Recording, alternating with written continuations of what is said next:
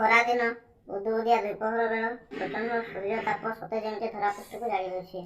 ଉଦ୍ଭିଦ ଜଗତ ଝାଉଁଳି ପଡ଼ିଥିବା ବେଳେ ପ୍ରାଣୀମାନେ ମୁଣ୍ଡିଏ ପାଣି ପାଇଁ ଡହଳ ବିକଳ ହେଉଥାନ୍ତି। ହଠାତ୍ ପାହାଡ଼ି ଝରଣାର ଜଳ ମୁଣ୍ଡିଏ ପିଇବା ଲାଗି ଠେକୁଆଟିଏ ଦୌଡ଼ି ଆସିଲା।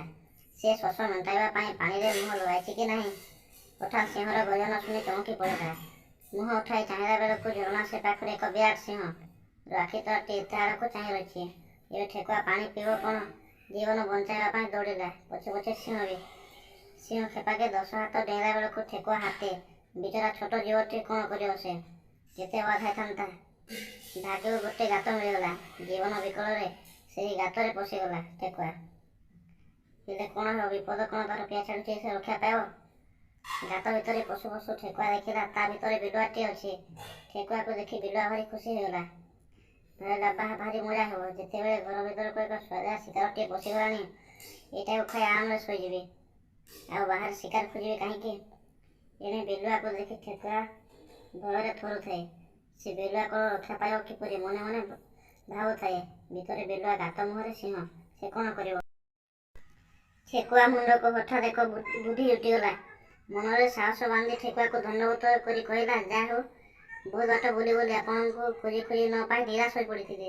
ଆପଣଙ୍କ ଘର ମୁଁ ଜାଣି ନଥିଲି। ହଠାତ୍ ଏହା ଭିତରେ ପଶିବାରୁ ହିଁ ଆପଣଙ୍କର ସାକ୍ଷାତ ପାଇଗଲି। ଗୋଟେ ବଡ଼ କାମ ହୋଇଗଲା ବୋଲି ଜାଣନ୍ତୁ।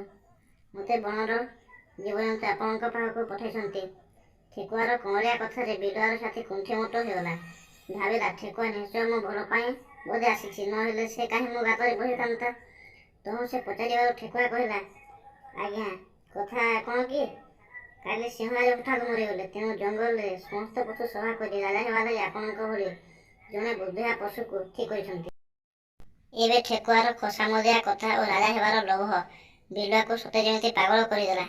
ଏଥର ଠେକୁଆ ସମ୍ମାନର ସହିତ କହିଲା, ହଜୁର, ଏବେ ଆପଣ ବାହାରନ୍ତୁ ଯିବା। ତହୁଁ ବିଲୁଆ ଚାଲିଲା ଆଗେ ଆଗେ, ଆଉ ପଛେ ପଛେ ଠେକୁଆ। ଏଣେ ଗାତ ମୁହଁରେ ସିଂହ ଠେକୁଆକୁ ଜଗି ବସିଥିବା କଥା ବିଲୁଆ ଜାଣି ନଥିଲା। ତେଣୁ ବିଲୁଆ ବୀର ଦର୍ପରେ ଗାତ ଭିତରୁ ବାହାରକୁ ବାହାରି ଆସିଲା। ହେଲେ ଗାତରୁ ବାହାରୁ ବାହାରୁ ସିଂହ ବିଲୁଆ ଉପରେ ମାଡ଼ି ବସି ତାର ତଣ୍ଟିକୁ ଦାନ୍ତରେ କାମୁଡ଼ି ଜଙ୍ଗଲ ଭିତରକୁ ନେଇ ଖାଇଦେଲା। ନିଜ ଉପସ୍ଥିତି ବୁଦ୍ଧି ବଳରେ ଠେକୁଆ ଦୁଇଟା ବଳବାନ ଶତ୍ରୁ ଠାରୁ ରକ୍ଷା ପାଇଗଲା। ଏହା ହିଁ ବୁଦ୍ଧିର ବଳ।